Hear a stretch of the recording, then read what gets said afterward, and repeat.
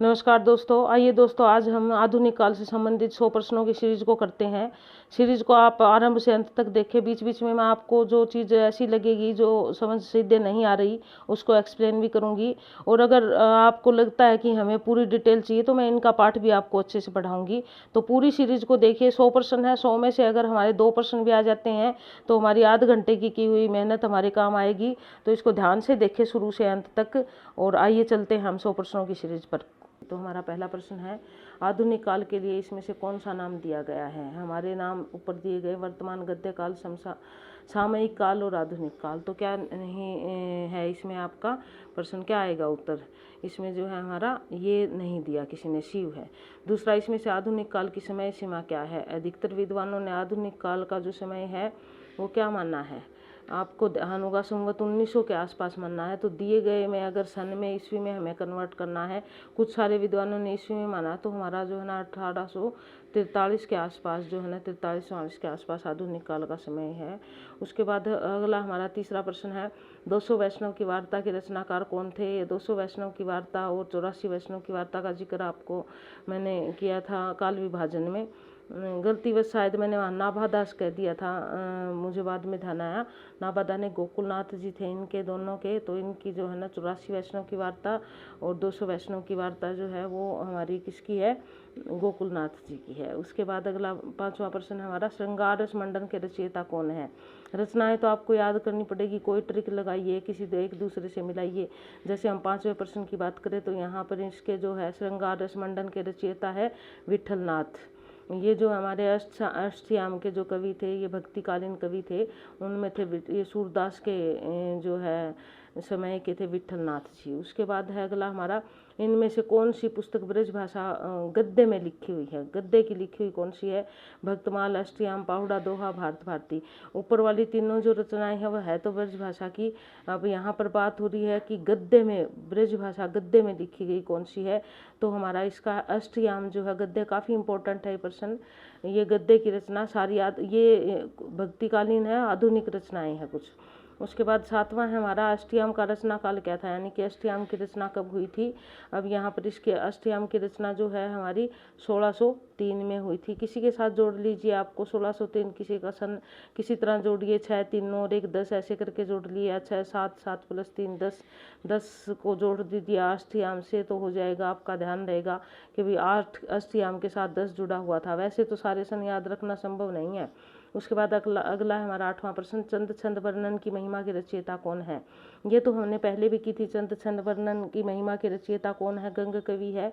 ये काल विभाजन में हमने किया है। अगला प्रश्न भी हमारा काल विभाजन में आया था, भाषा योग वशिष्ठ के रचयिता कौन है। देखिए पूरा प्रश्न निकाल लेते हैं हम। भाषा योग वशिष्ठ किसकी रचना है, ये भी काल विभाजन में इसका जिक्र किया था। आपको ध्यान हो तो किसकी रचना है, ये हमारे राम प्रसाद निरंजनी की रचना है। उसके बाद 10वां प्रश्न हमारा, प्रेम सागर की रचना किस लेखक ने हिंदी में की थी, यानी कि हिंदी में प्रेम सागर किसने लिखा था। पहले संस्कृत में लिखा हुआ था, वह हिंदी लेखन किसने किया था। 10वां प्रश्न हमारा उत्तर आपका, प्रेम सागर किसकी रचना है, लल्लू लाल की है हमारी।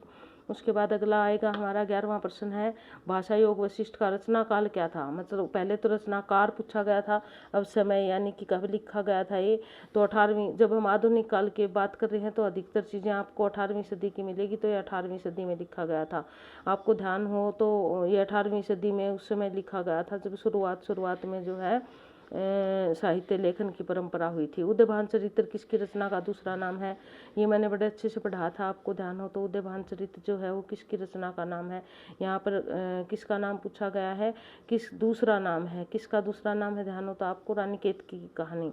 उसके बाद हमारा अगला प्रश्न है 13वां प्रश्न, नासिकेतोपाख्यान के रचनाकार कौन थे, यानी कि नासिकेतोपाख्यान किसने लिखा था।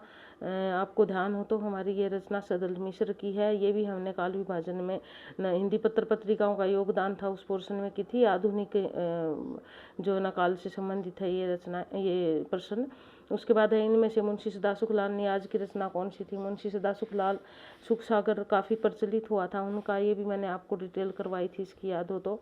इनमें से फोर्ट विलियम कॉलेज कलकत्ता में कौन सा काम नहीं करता था। बहुत ही इंपॉर्टेंट प्रश्न है, ध्यान देना इसका। कौन सा काम नहीं करता था, आपको याद होगा जॉन गिलक्रिस्ट क्राइस्ट जो थे संस्थापक थे और उर्दू के अध्यापक थे। लल्लू लाल जी जो थे हमारे, वो भी वहाँ कार्यरत थे, वो भी अध्यापक थे। और फिर हमारी बात आती है सदल मिश्र की। सदल मिश्र जी भी वहाँ पे थे। इंशाअल्लाह खां जो थे वो वहाँ काम नहीं करते थे, इनका दिल्ली से संबंध था। ये फोर्ट विलियम कॉलेज वैसे ही आते जाते थे, जानकी क्राइस्ट से इनका अच्छा मेल जोल था, लेकिन वहाँ कार्यरत नहीं थे, ये ध्यान देना। तो इसका जो है ना डी वाला पार्ट यहाँ पे आएगा। उसके बाद जो है हमारा 16 इनमें से कौन सी रचना लल्लू लाल की नहीं है, यानी कि 3 रचनाएं लल्लू लाल की, चौथी उनकी नहीं है। 16वां प्रश्न है हमारा। अब यहाँ पर सिंहाल 32, पैताल 25, शकुंतला नाटक लल्लू लाल ने मंडोवर का वर्णन जो है इन्होंने नहीं किया, तो इनकी जो है ये डी इनकी रचना नहीं है, ये उत्तर आएगा इसका। उसके बाद है हमारा लल्लू लाल जी कहाँ के निवासी थे, यानी कि कहाँ के रहने वाले थे। अब आगरा के, कलकत्ता के, बनारस के, दिल्ली के, कहाँ के रहने वाले थे आपको याद हो तो आगरा के रहने वाले थे वो। ये शायद मैंने वहाँ पर पत्र पत्रिकाओं में जिक्र किया था इसका। उसके बाद है 18वां लाल चंद्रिका किसने लिखी थी। 18वां हमारा किससे संबंधित थी लाल चंद्रिका, जो हमारे रीतिकालीन कवि थे बिहारी जी, उन्होंने बिहारी सतसई लिखी थी। ये लाल चंद्रिका जो है ना बिहारी सतसई की टीका थी। उसके बाद हमारा 19वां प्रश्न आता, लाल चंद्रिका के रचयिता कौन थे, किसने लिखी थी लाल चंद्रिका।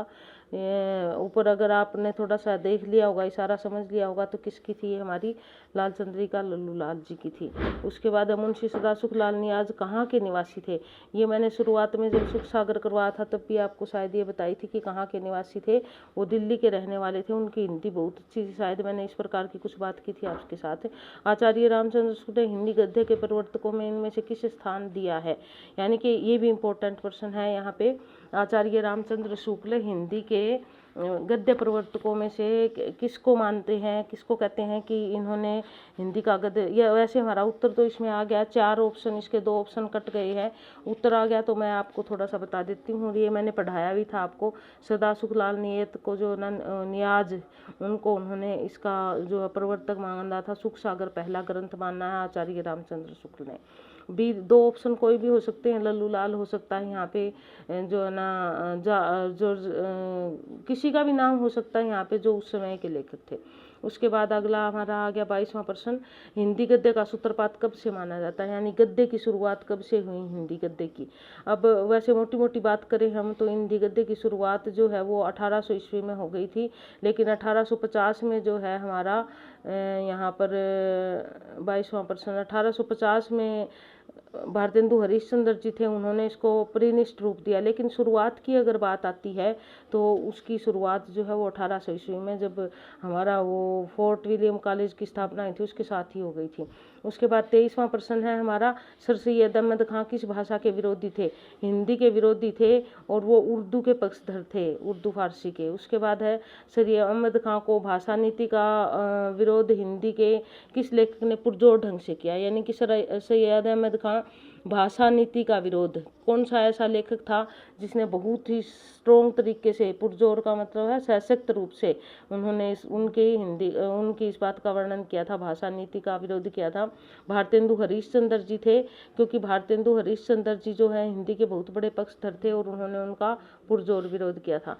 उसके बाद अगला 25वां प्रश्न आता है, उर्दू के समर्थक फ्रांस के विद्वान कौन से थे।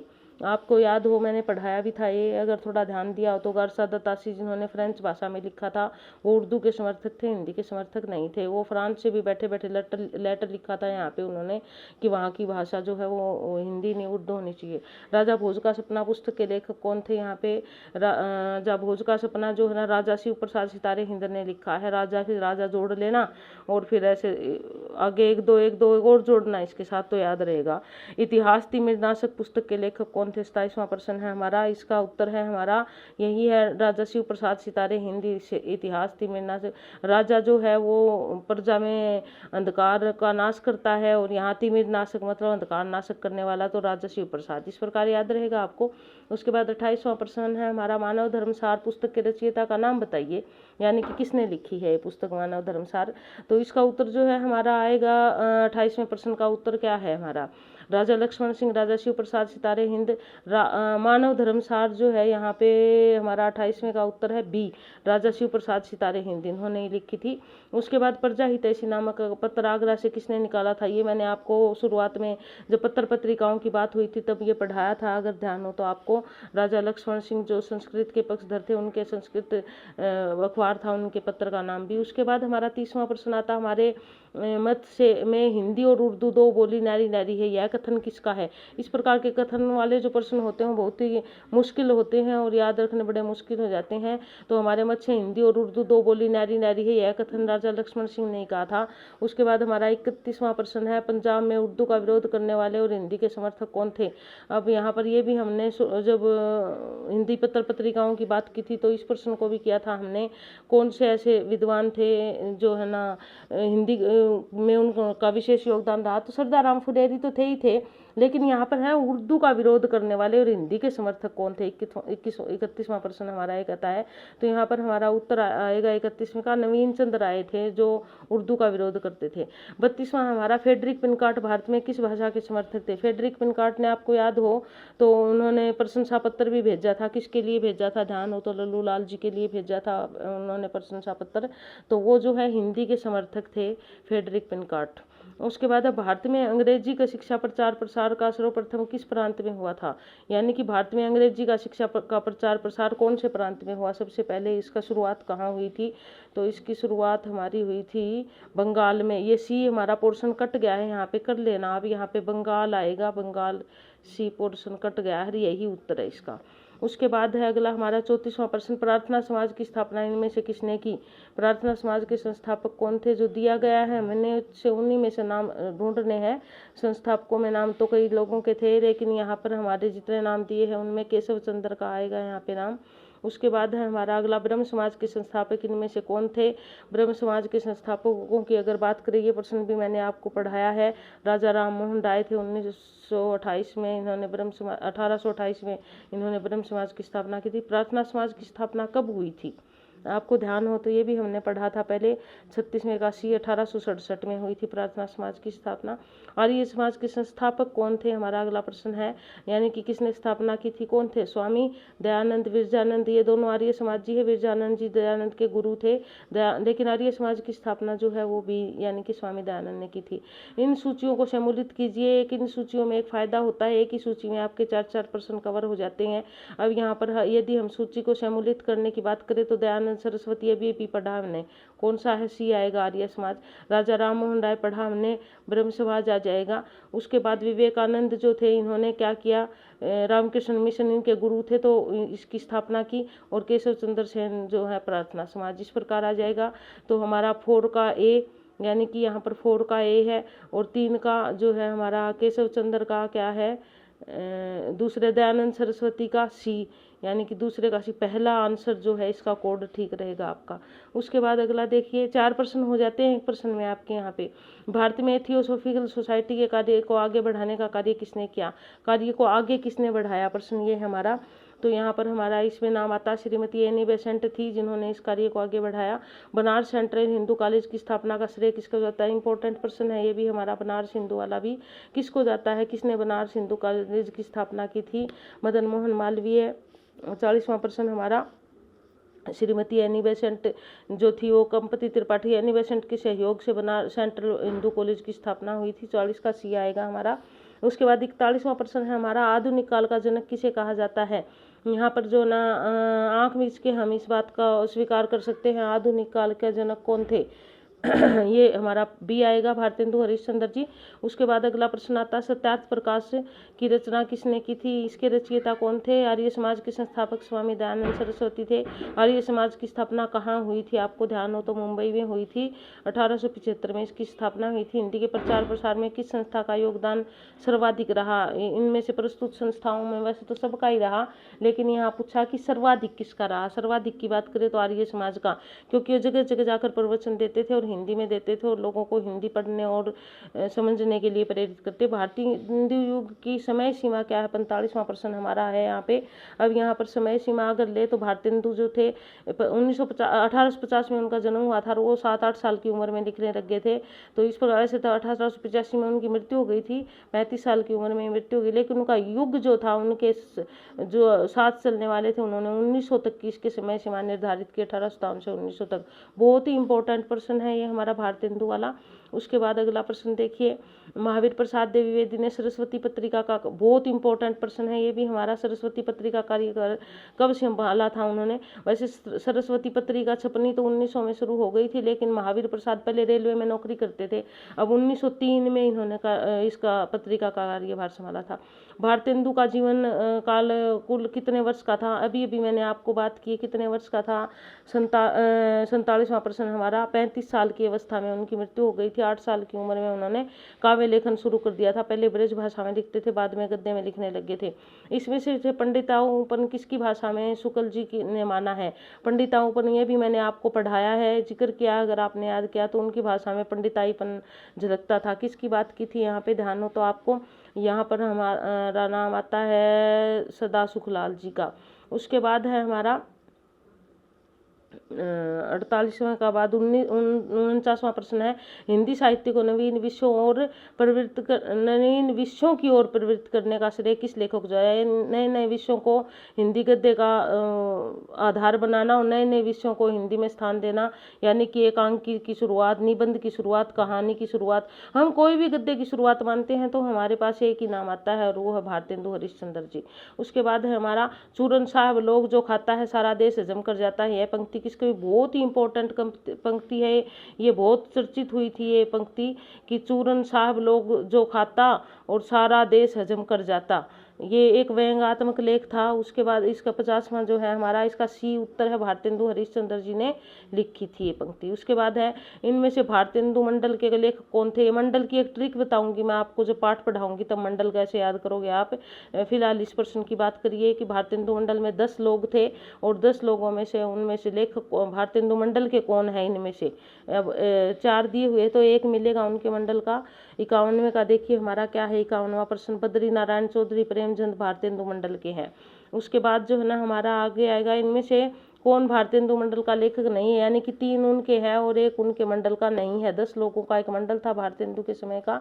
तो यहाँ पर हमारा गुलाब राय जो है डी, ये उनके मंडल के नहीं है, इनका नाम यहाँ नहीं आएगा। भारतेंदु जी ने किस नाटक में अभिनय किया था।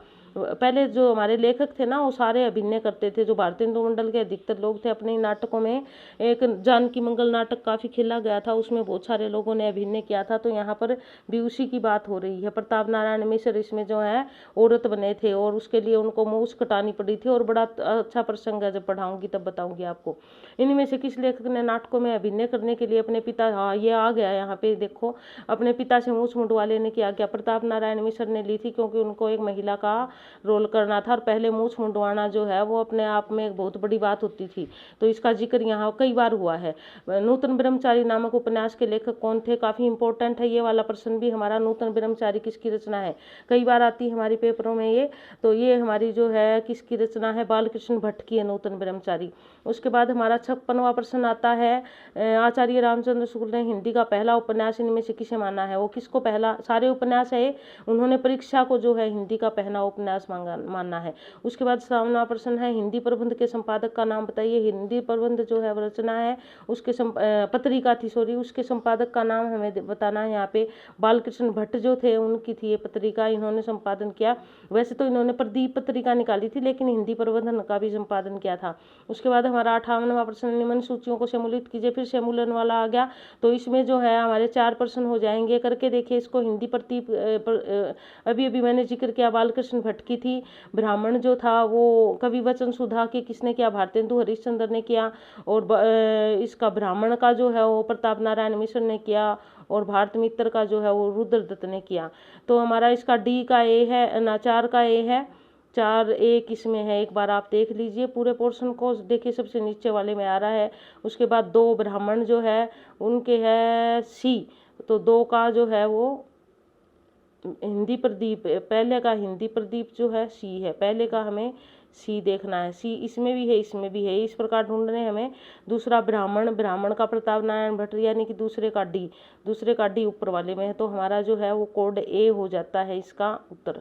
उसके बाद देखिए कौन सा प्रश्न था, ये हमारा 58वां प्रश्न था। उसके बाद हमारा 59वां प्रश्न है, इनमें से कौन सा कथन असत्य है। हिंदी प्रदीप इलाहाबाद से प्रकाशित होती थी, ब्राह्मण कानपुर से, भारत मित्र दिल्ली से और सदाचार मार्तंड जयपुर से निकलता था। एक कथन गलत है, कौन सा असत्य है, तो 3 सही है और 1 गलत है। गलत की बात करें तो भारत मित्र जो है वो दिल्ली से प्रकाशित नहीं होता था, ये जो है कलकत्ता से प्रकाशित होता था। उसके बाद 60वां, भारतेंदु जी के संपादक काल में इनमें से कौन सी पत्रिका निकलती थी, कौन सी पत्रिका। ए पोर्शन हमारा किसी कारण से यहाँ मिस हो गया है, तो बी हरीशचंद्र चंद्रिका, सुधा मित्र विलास, ये कोई नहीं है। और ये जो भी पत्रिका रही होगी हमें तो उनका उत्तर से मतलब है, 60वें का उत्तर जो है वो सी है हमारा, हरीशचंद्र चंद्रिका या हरीशचंद्र पत्रिका। उसके बाद है, इसमें से कौन सा नाटक भारतेंदु जी का नहीं है, यानी कि 3 भारतेंदु जी ने बहुत गद्य लिखा है, नाटक लिखे, एकांकी लिखे, निबंध लिखे, तो यहाँ पर जो ना कौन सा एक नाटक भारतेंदु जी का नहीं है, बाकी उनके नील देवी उन्हीं की है, भारतेंदु जी की। विशाख उनका नहीं है, देवनागरी ब्रह्मजोगिनी बाकी सारी उनकी है। बहुत ही इंपॉर्टेंट प्रश्न है, विशाख आएगा यहाँ पे। उसके बाद 22वां प्रश्न है, इन सूचियों को सम्मिलित कीजिए। इसमें थोड़ा समय लग जाता है सम्मिलन वाली में, लेकिन एक के साथ 4 प्रश्न जो है हमारे हल होते हैं। तो इसको यदि हम करें किस किस का कौन सा रचना है यहाँ पे, भारतेंदु हरिश्चंद्र जी ने इनमें से क्या लिखा, वैदिकी हिंसा न भवती जयशंकर प्रसाद का क्या है यहाँ पे, अजातशत्रु मोहन राकेश का और लक्ष्मी नारायण मिश्र का। ये सारे हमें मिला के देखने हैं किस किस की कौन सी रचना है, एक दूसरे के साथ जोड़िए मिलाइए तभी हमें पता चलेगा। इसका उत्तर जो है हमारा क्या रहेगा, पहले का हमारा है सी, भारतेंदु हरिश्चंद्र जी की वैदिकी हिंसा न भवती, ये इसका पहले का सी आएगा। उसके बाद जो है हमारा 62वां प्रश्न हमारा, उसके बाद दूसरे का जो है वो क्या आएगा, ए, दूसरा जयशंकर प्रसाद अजातशत्रु है इनकी रचना। और तीसरे का मोहन राकेश का जो है वो आएगा हमारा बी, मोहन राकेश का लहरों के राजहंस है, थोड़ा गलत प्रिंट हो गया है यहाँ पे। उसके बाद लक्ष्मी नारायण मिश्र का कल्पतरु हो गया, तो इस प्रकार इसका हमारा कोड कौन सा ठीक हुआ, सी। उसके बाद अगला प्रश्न देखिए 63वां, भीतर भीतर सब रस चूसई, हंसी हंसी के मन तन धन मूसई, यह पंक्ति किस कवि की है। यह एक रचना है, भीतर भीतर सब रस चूसे, अंदर ही अंदर तो सब आनंद लेते हैं, हंस हंस के तन मन की पूछ लेते हैं। ऐसे लोगों को है, जैसे हमारी हरियाणवी में कहावत है कि हंस के तो पूछ ले, रो के पूछ ले और हंस के उड़ा दे, वो वाली सी कहावत यहाँ पर हमारे किस लेखक ने लिखी थी। 63वां प्रश्न है हमारा, इसके जो है भारतेंदु हरिश्चंद्र जी है उनकी है पंक्तियाँ। उसके बाद भारतेंदु युग के कवियों में से हरगंगा कविता किसने लिखी। 64वां प्रश्न है हमारा, इसका उत्तर रहेगा ये भी किसने लिखी, भारतेंदु जी ने लिखी। विस्मस्य विस्मोदस्य विश्वोधम नाटक के रचयिता कौन थे, बहुत ही इंपॉर्टेंट नाटक रहा है ये भी हमारा, तो किसका था, ये भी भारतेंदु हरिश्चंद्र जी का था। 66वां, आप इस पे तो एक निबंध भी लिखते हैं, निज भाषा उन्नति है सब उन्नति को मूल, ये भी भारतेंदु हरिश्चंद्र जी की देन है। उसके बाद 67वां प्रश्न है हमारा, हमारो उधम उन्नति है सब उन्नति को मूल, इस पे भी एक निबंध लिखा जाता है। इसके कवि का नाम क्या है, राधा चरण चौधरी जो है उन्होंने ये, राधा चरण गोस्वामी सॉरी, उन्होंने ये दी, ये भी भारतेंदु युगीन थे।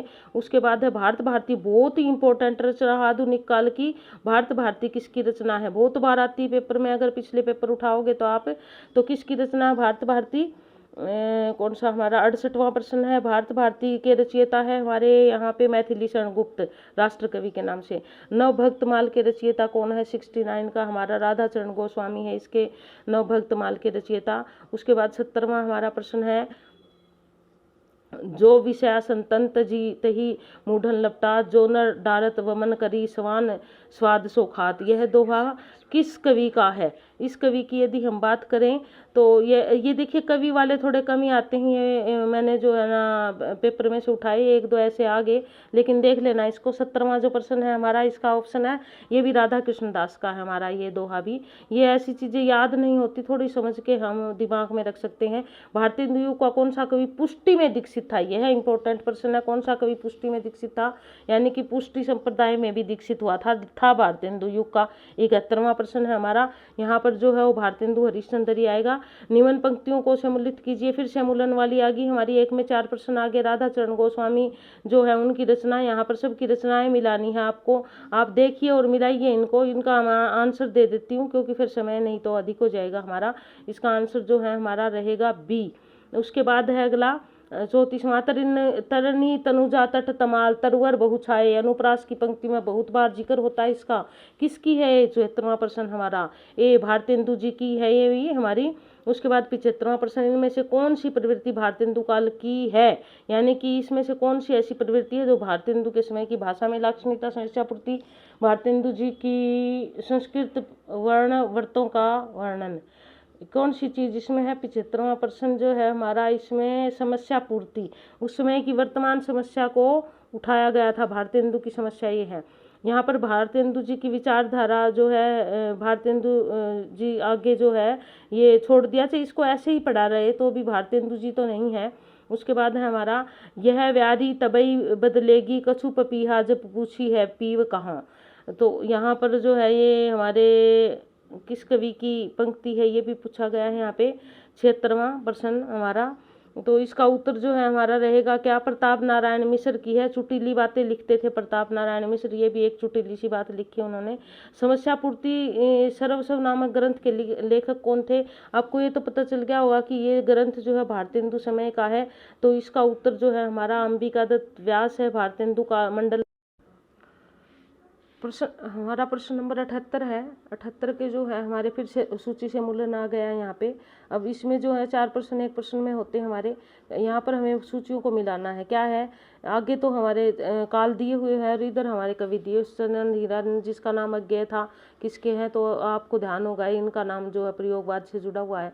पंत जो है पंत प्रसाद निराला महादेवी छायावाद के हैं। और उसके बाद हमारे जो प्रताप नारायण मिश्र भारतेंदु युग के हैं और अयोध्या सिंह उपाध्याय द्विवेदी युग के हैं। तो अब इस आधार पे अगर हम इसको पूरे प्रश्न को लेते हैं तो हमारा इसका उत्तर जो है 78 का उत्तर आता है हमारा। क्या आएगा? मैंने अभी सारे जो मिलाए हैं उस आधार पर हमारा इसका उत्तर आ जाएगा डी। उसके बाद हमारा अगला है 79, शकुंतला नाटक के रचयिता कौन थे? इसके रचयिता का नाम, शकुंतला नाटक हिंदी में किसने लिखा था? वैसे तो कालिदास जी का था, तो हिंदी रूपांतरण राजा लक्ष्मण सिंह ने किया था। इसका 79 का हमारा आ जाएगा बी। उसके बाद 80% यहाँ किसी कारण से मिस हो गया है हमारा। 80% देख लीजिए, 81 आगे इसके और बढ़ा दिया जाएगा, नंबरिंग गलत होगी थी बीच में। नीति विनोद के रचयिता का नाम, यानी कि नीति विनोद किसने लिखी थी? इनके रचयिता का नाम है गोविंद गिल्ला भाई। उसके बाद है हमारा, वे प्राचीन और नवीन का योग इस ढंग से करते थे कि कहीं से जोड़ जान पड़ता था। भारतेंदु के युग के कवियों के विषय में यह टिप्पणी किसकी है? यानी कि वह पुराने और नए को जोड़ इस प्रकार करते थे कि जो है ना इस ढंग से करते थे कहीं से जोड़ जान पड़ता था, यानी कि दोनों जैसे एक दूसरे से जुड़े हुए हो। इसका मतलब ये है इस पंक्ति का। अब ये किसने लिखी थी, किसने कही थी? 82वें का जो है हमारा, ये आचार्य रामचंद्र शुक्ल जी की कही हुई बात है। उसके बाद 12मासा के रचयिता कौन थे? बहुत इंपॉर्टेंट प्रश्न है। 12मासा कई बार आ जाती है। 12मासा के रचयिता कौन थे? 83वां प्रश्न है हमारा। इसके रचयिता थे राधा कृष्ण दास 12मासा के। जगन्नाथ दास रत्नाकर के काव्य गुरु इनमें से कौन थे? जगन्नाथ दास रत्नाकर भी भारतेंदु युगीन थे।